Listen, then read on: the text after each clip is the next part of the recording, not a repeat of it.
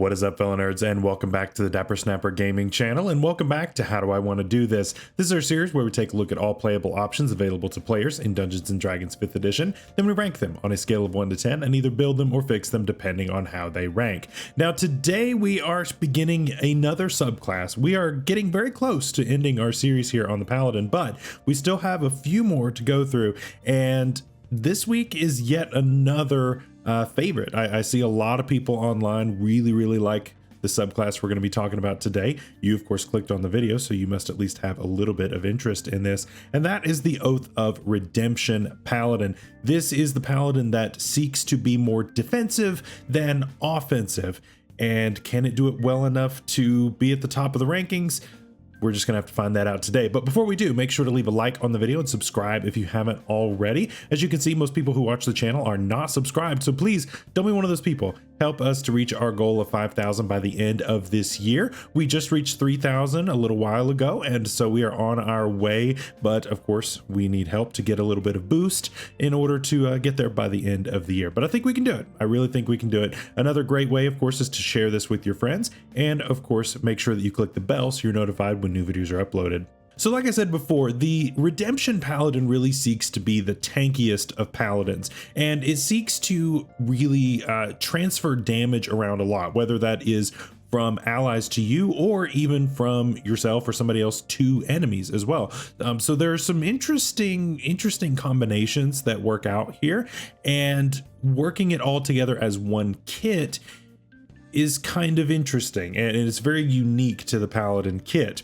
Paladins are already decently tanky, so it's going to take a decent amount in order for this to make an actual difference in the long run.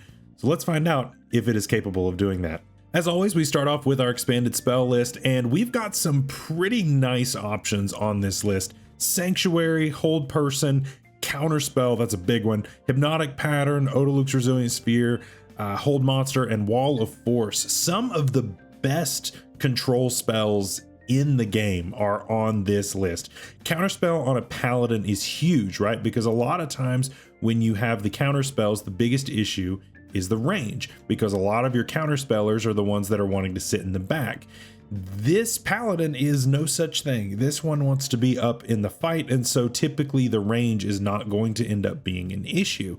Yes, you are going to end up having to make a check most of the time because you're probably not going to be able to upcast this very well, but either way, that's totally fine because you at least still have a chance, right? And being a Paladin, it's just going to be great. I think you're going to be a pretty decently effective counterspeller, and you shouldn't have to worry about the guys in the back because most of the time you're probably going to be a lot closer than your other people. So that's really good. Hypnotic Pattern, of course, is the ultimate just stop fighting me and just remove however many things from the fight. It can be insane against a group of just lackeys that happen to all be near each other. You just knock out a whole group of them and then just go nuts on what's left. It can be really powerful. There's just a lot of really good stuff on here. And then of course, Wall of Force, pretty much the best battlefield control spell in the game right there. So yeah, it's not to level 17, but I mean, it's a really powerful spell, so it's fine. I think this is a really good list. Is it perfect? No, but it's pretty close. I've got to give this list a 9 out of 10. It's got so many really effective spells on here, and I mean, Counterspell has got a lot going for it, especially on a Paladin, so I've got to really praise this kit. Also at level 3, we get our Channel Divinity options, and so we get 2 that are unique to this subclass, and the first is going to be Emissary of Peace. Very basic. As a bonus action, we can add +5 to any persuasion checks that we make for the next 10 minutes. Nothing too crazy there, but we also get Rebuke the Violent, and so immediately after an attacker within 30 feet of us deals damage to a creature that is other than us, we can use our reaction to force the attacker to make a wisdom saving throw. If it fails, then it takes radiant damage equal to the damage that it dealt. So this can be interesting. If it saves, it still takes half as much though. So let's talk about this. So the Emissary of Peace is nice for days that you are not having to do combat. So this does give you a nice out of combat option. A lot of your paladins tend to focus solely on combat, right? And so this gives you something else to do. If you really need to convince the king to do something, if you really need to convince blah, blah, blah, blah, blah, you know, this can really help you out with that. And if you're not going to be using this for combat, I would use it for this. I mean, a +5 bonus is never going to hurt, right? So that's not bad. I would definitely use this. And then Rebuke the Violent is also really good because let's say you see a friend of yours being crit and that person is going to take a ton of damage. Well, you can just reflect that right back, which is kind of crazy, right? So they have to make a wisdom saving throw. And if they fail, they take radiant damage equal to however much they just dealt. So that could be an insane amount of damage depending on how that goes. And even on a successful save, they take half as much. So that really punishes these big hits coming from the DM, which can be really funny, right? This is the ultimate Uno reverse card, at least in my opinion, against especially like a boss, right? A boss definitely is going to be hitting really, really hard because it doesn't have as much in its action economy. And so it then has to take a massive hit as well for doing that. I think it's a great way to punish. So both of these are really good, actually. I think I can't give less than a 9 out of 10 for the combination. I think they both are really good. We've got an in combat and an outside of combat option, and you definitely will use both of them. If you are just doing your outside of combat stuff for the day, Emissary Peace is going to be great, and I'm sure that you'll use it, and I'm sure it'll make a difference. But then Rebuke the Violent, I'm going to use that every time that I possibly can in a combat because it's just that effective.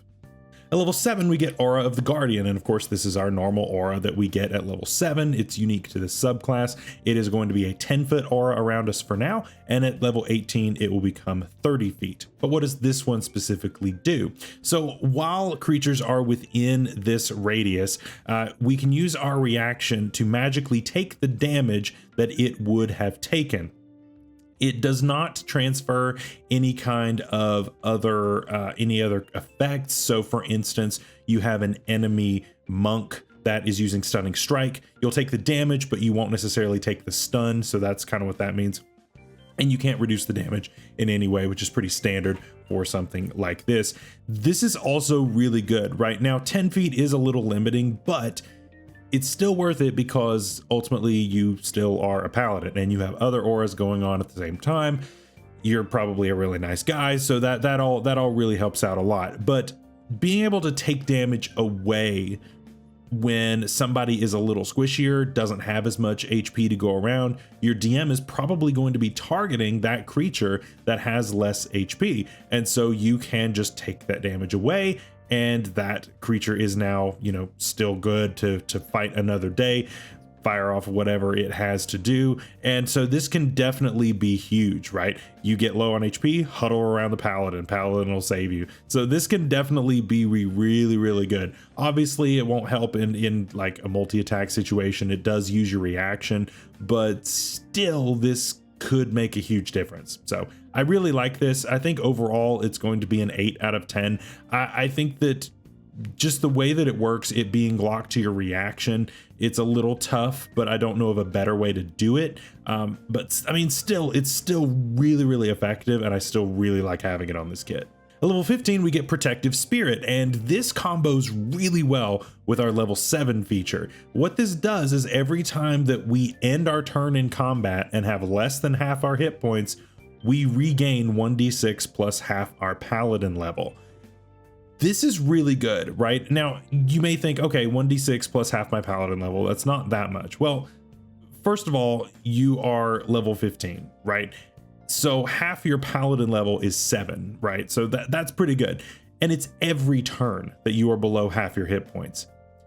That's pretty great, right? And so why is it that we would need to be healing like this? Why do we need a passive heal? Why does that matter? Because this makes us able to just spam Aura of the Guardian all over the place, because we can take all that damage and then just heal it right back off. We take damage from away from somebody and we just heal it right back off ourselves. This saves HP in our lay on hands. This saves our spell slots. This saves all the other healing stuff. If you have a cleric, the cleric doesn't have to worry about continuing to tank you up. All of this is really, really nice. This works really, really well with the 7th level feature. So yeah, even though it is only 1d6 plus half our paladin, I still think this is really effective, and it works really well with this kit specifically. So really nice. I think this is a 9 out of 10 as well. I think this is really great when you look at the kit as a whole. I just think it's really, really smart design putting all of this in the same subclass. Finally, at level 20, we get Emissary of Redemption, and this is a very unique option here. So normally we would have you activate it as an action, and then for 1 minute you have blah, blah, blah, blah, blah, right? This is not what that does. This is a passive thing that is active all the time until certain things are met. So let's talk about what that means. So just inherently, you have resistance to all damage dealt by other creatures, attacks, spells, other effects, whatever, which is really cool. And whenever a creature damages us, it will then take radiant damage equal to half the amount that it dealt to you. What's the catch here? If we attack a creature, cast a spell on it, or deal damage to it by any means other than, of course, the natural, kickback that comes with this, then we lose that effect on that creature until we finish a long rest. Now, this is kind of interesting, and I think it's a weird design. I don't know how to do it any better, but it's strange to me that you gain the ability to affect a creature once you rest. I don't know. I just think that that's a little weird, but it's just kind of semantics. But either way, getting resistance to all damage as long as you don't hit somebody, and being able to deal back damage if you're just standing there is still pretty cool, right? Now, obviously, it's quarter damage back because you're having it, and then half of that is what's getting hit back. So it's not necessarily going to be a ton of damage, but still, it's not bad. And again, remember, we're healing back if we are below half HP. So this combos right back into Protective Spirit. So that's really, really good. Now, obviously, the caveat being we can't make attacks or cast spells, anything like that. That's even something like Counter Spell. Unfortunately, that's also going to count here because it would be nice to be able to stand there just Counter Spell, but it does say specifically casting a spell on it, so that counts. But so that's a little unfortunate. But honestly, I feel like if they didn't put that caveat, it would be kind of insanely busted. So I see what they're doing. It is what it is.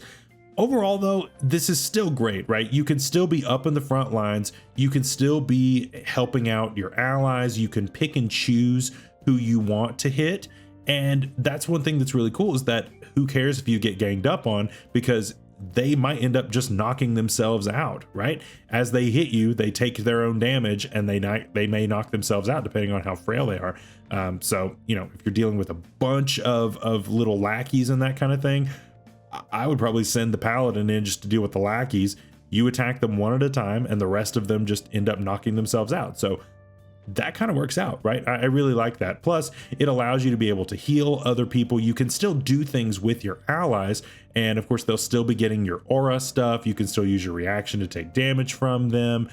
There's all of those kinds of things are still available to you. So it's not quite as restrictive as what it sounds, but there are still some things that you can do to be a help to the party during things like this going on. So overall, I still think this is a 9 out of 10 overall. I think it's really good. I do think that the caveat is harsh, but I don't think there's anything better you could do with it. It needs the caveat to not be busted, but overall, it's a really good feature.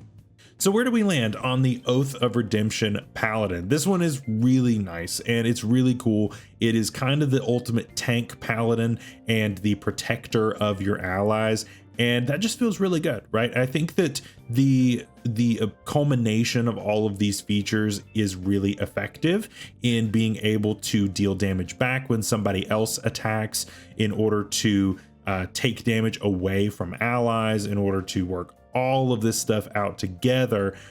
It all just works together as a really nice cohesive kit. Now, obviously, Rebuke the Violent and Aura of the Guardian both take a reaction, so that's a little bit of a conflict when we're looking at this overall. But I mean, you still can work something out depending on what is relevant here. So Rebuke the Violent requires that the attacker be within 30 feet of you.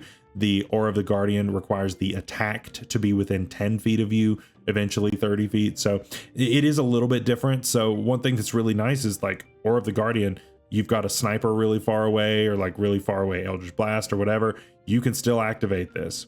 And so that's pretty cool to be able to take that damage away. So overall though, I think this is a really great subclass. I think it's really well designed. I think it's just all around fantastic and really satisfying to play.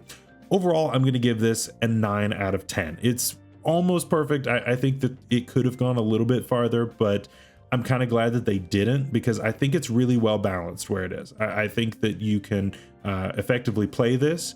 You can feel very powerful without necessarily feeling OP, at least not any more than any other paladin might at the same time.